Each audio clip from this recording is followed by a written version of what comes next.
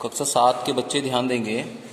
जो आपकी मासिक परीक्षाएं होनी हैं 16 सितंबर से, इसमें सामाजिक विज्ञान में आपको जो चैप्टर कराए जा चुके हैं उसका सिलेबस भी आज आपको भेज दिया जाएगा। जो आपके टेस्ट में आने हैं उसके प्रश्न उत्तर कराए जा चुके हैं, लेकिन उन प्रश्न में से भी कुछ महत्वपूर्ण प्रश्न मैं इस वीडियो के माध्यम से आपके पास भेज रहा हूँ।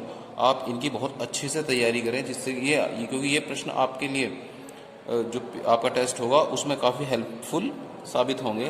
पहला चैप्टर है इसका, इस्लाम का उदय और भारत में उसका आगमन। महमूद गजनवी ने भारत के किस प्रसिद्ध मंदिर पर आक्रमण किया था? ये प्रश्न है। ये था सोमनाथ के मंदिर पर आक्रमण किया था।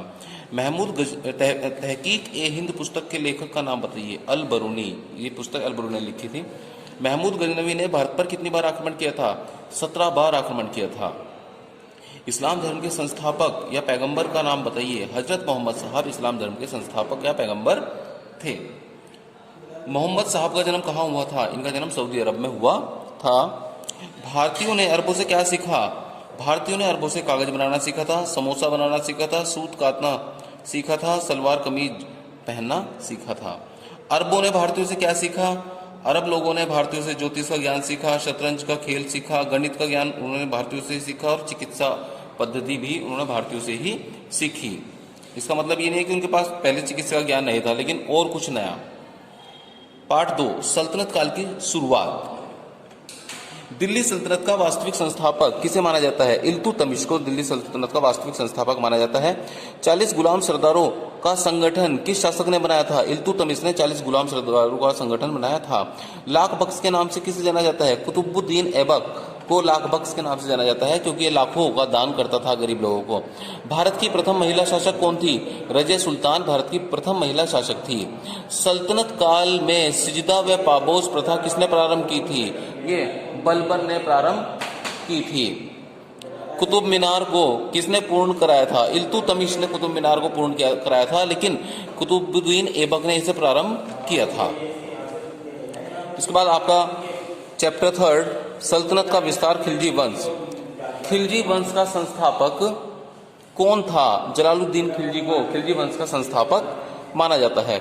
माना जाता है क्या? वो था ही। जलालुद्दीन खिलजी के पश्चात दिल्ली का सुल्तान कौन बना? अलाउद्दीन खिलजी दिल्ली का सुल्तान बना, क्योंकि इसने जलालुद्दीन खिलजी की हत्या कर दी थी। अलाउद्दीन खिलजी ने भारत के किन किन राज्यों को जीता था? गुजरात, रणथंबोर, चित्तौड़, उज्जैन, चंदेरी, मांडू, धार, एक बहुत सारे राज्य थे जिसे अलाउद्दीन खिलजी ने जीता था। अलाउद्दीन के सेनापति का नाम बताइए। मलिक काफूर अलाउद्दीन का सेनापति था। अलाउद्दीन खिलजी के दरबार का प्रमुख विद्वान कौन था? अमीर खुसरो अलाउद्दीन खिलजी के दरबार का प्रमुख विद्वान था। अलाई दरवाजा किसने बनाया था? अलाउद्दीन खिलजी ने अलाई दरवाजे का निर्माण कराया था। मलिक काफूर ने दक्षिण भारत के किन राज्यों को जीता था? इसमें ये देवगिरी, तेलंगाना जिसे वारंगल भी कहते हैं, और होयसाल, ये दक्षिण भारत के 3 प्रमुख राज्य थे जिसे मलिक काफूर ने जीता था। बाजार नियंत्रण प्रणाली किसने प्रारंभ की थी? अलाउद्दीन खिलजी ने प्रारंभ की थी, क्योंकि अलाउद्दीन खिलजी एक बहुत बड़ी सेना रखना चाहता था। उसका खर्चा कम करने के लिए उसने बाजार में प्रत्येक वस्तु के दाम निश्चित कर दिए थे, और इसे ही बाजार नियंत्रण प्रणाली कहा गया। नागरिक शास्त्र में केवल आपका एक ही पार्ट आएगा, हमारा संविधान। इसका प्रश्न है, संविधान सभा का अध्यक्ष कौन थे? डॉक्टर राजेंद्र प्रसाद संविधान सभा के अध्यक्ष थे। ये भारत के पहले राष्ट्रपति भी थे। मौलिक अधिकारों की संख्या कितनी है? 6। पहले मौलिक अधिकार 7 थे, लेकिन बाद में संपत्ति के अधिकार को मौलिक अधिकारों की सूची से हटा दिया गया, इसलिए अब वर्तमान समय में 6 मौलिक अधिकार हैं। संविधान सभा के प्रारूप समिति के अध्यक्ष का नाम बताइए। डॉक्टर भीमराव अंबेडकर प्रारूप समिति के अध्यक्ष थे। संविधान ने नागरिकों को कितने मौलिक अधिकार दिए हैं? 11।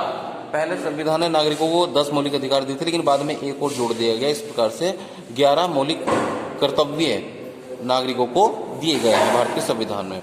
मौलिक अधिकारों के हनन पर भारतीय नागरिकों किसकी शरण में जा सकते हैं? न्यायालय की शरण में।